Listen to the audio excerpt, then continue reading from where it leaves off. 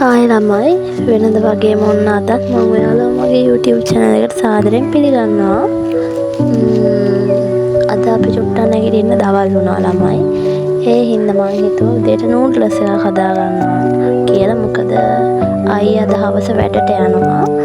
එතකොට එයාට උයලා දෙන්නත් ඕනේනේ. ඒ හින්දා අපි උදේට නූඩ්ලස් කාලා එයාට වැඩට අරන් යන්නත් එක්කම උයනවා කියලා හිතුවා. පත් එකක්. ඉතින් මේ මම නූඩ්ලස් එක හදන්න තමයි ලෑස්ති වෙන්නේ. ඇත්තටම මම මේ දවස්වල මට vlog එකක් විදිහට දාන්න දෙයක්වත් නැහැ. හරිම කම්මැලි දෙයක් කරන්න ගියාම. කම්මැලි කම මට නම් තේරෙන්නේ නැහැ ළමයි. ඔළුව උඩ තියාගෙන වගේ කම්මැලිකම මෙලව දෙයක් කරන්න හිතෙන්නේ නැහැ. පුදුම කම්මැලිකමක් තියෙනවා. ඔයාලටත් එහෙමද? අද මම හදන්නේ සොසේජස් බිත්තර දාපු නූඩ්ලස් එකක්. ඇත්තටම තමයි මට මේ සාමාන්‍ය පඩි වදනක්වත් ඔලුවට එන්නේ නැහැ. මම මේක වීඩියෝ කරාට මේ වොයිස් කරන්නේ පස්සේනේ. ඉතින් ඒ වොයිස් කරන වෙලාවේ මෙලොවම දෙයක් ඔලුවට එන්නේ නැහැ. ඔලුව නිකන් හිස් බවක් තමයි දැනෙන්නේ. ඒ තරම්ම කම්මැලිකමකින් තමයි මම මේ දවස්වල ඉන්නේ. ඉතින් අවුරුදු එහෙම කොහොමද ඔයාලට?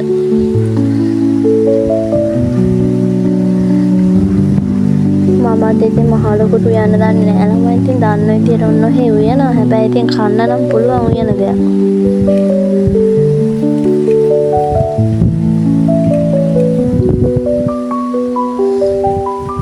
හැබැයි මම උයන එකට නම් කම්මැලි නැහැ. සාමාන්‍යයෙන් මම උයන එකට ආසයි. ඉතින් අපි නූඩ්ලස් කාලා අපි දෙන්න හිතුවා එයාගේ වෙල බලන්න යන්න. මොකද මම දැන් ඇවිල්ලා මෙයා අපේ අයියත් එක්ක ඉගෙන අපේ අයියා මැරිලා මාස 7ක් වෙනවා. තාම එයාත් එක්ක වෙල බලන්න ගිහින් තිබ්බේ නැහැ. අද තමයි ඉස්සෙල්ලම ගියේ. ඉතින් මේ ඔය යන ගම ඔය දැන් එයාලගේ වෙල තියෙන තැන ගාවට යන ගම ඇත්තටම නම් හරිම ලස්සනයි. ඔය වල එහෙම යනවනේ වතුර දෙන්න ඕනේ හින්දා වෙල් වලට මේ ඒව දැක්කම වතුරට පැනලා නාන්න හිතෙනවා. මේ මාර අමාරුවකින් ළමයි මඩේ ගියේ. මොකද මේ අඩුබඩු කැඩුන්නේ නැතුව බේරුණා ඇති. මොකද මේ හරිම අමාරුයි මඩ උඩ ඇවිදින්න. අපේ අයියලා ඉතින් කොහොම යනවද දන්නේ. බොහොම අමාරුවෙන් ජීවිතේ බේරගෙන ආපහු මේ ඔය ගෙදර යන්න තමයි ලෑස්ති වෙන්නේ. මම ඉතින් ඇදගෙන ගියා එයාලගේ තියෙන කෙරවලේම. ඉතින් ඒකට ගියා. ඔය තියෙන ඉතින් වතුර උඩින් තමයි ඉතින් යන්න තියෙන්නේ. දැන් ඔන්න ඉතින් ආපහු ගෙදර යනවා අපි දෙන්න. ළමයි මගේ මේ කතා කරන විලාසය ගැන හිතන්නේ මම හරිම කම්මැලිකමකින් ඉන්නේ. ඊට පස්සේ යාට උයන් ලෑස්ති වුණා පරිප්පු හදලා. තිබ්බට මැල්ලුනේ ආසම කෑමනේ. ඊට පස්සේ ආවලා මගේ වැඩ ඉවරයි. මම මේ දවස්වල පොතක් කියවනවා. මේ දවස්වල නෙමෙයි ඉතින් එක දවසේ මම මේ පොත කියවුවා.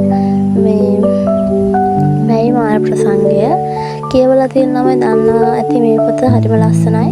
ඇත්තම ලව් ස්ටෝරි එකක් තියෙන. කියන්නේ ඒක පාර්ශ්වික ආදරයක්. මස්සිමුල සර්ගේ පොතක්. ඉතින් කියලා තියෙන අය නම් දන්නවා ඉතින් මේකේ ලස්සන. එහෙනම් අදට ගින් එන්නම්. සබ්ස්ක්‍රයිබ් කරලා ලයික් කරලා කමෙන්ට් කරලා පොඩි සපෝට් එකක් දෙන්න ළමයි. එහෙනම් උස්සන්නයි පරිස්සමට ඉන්න.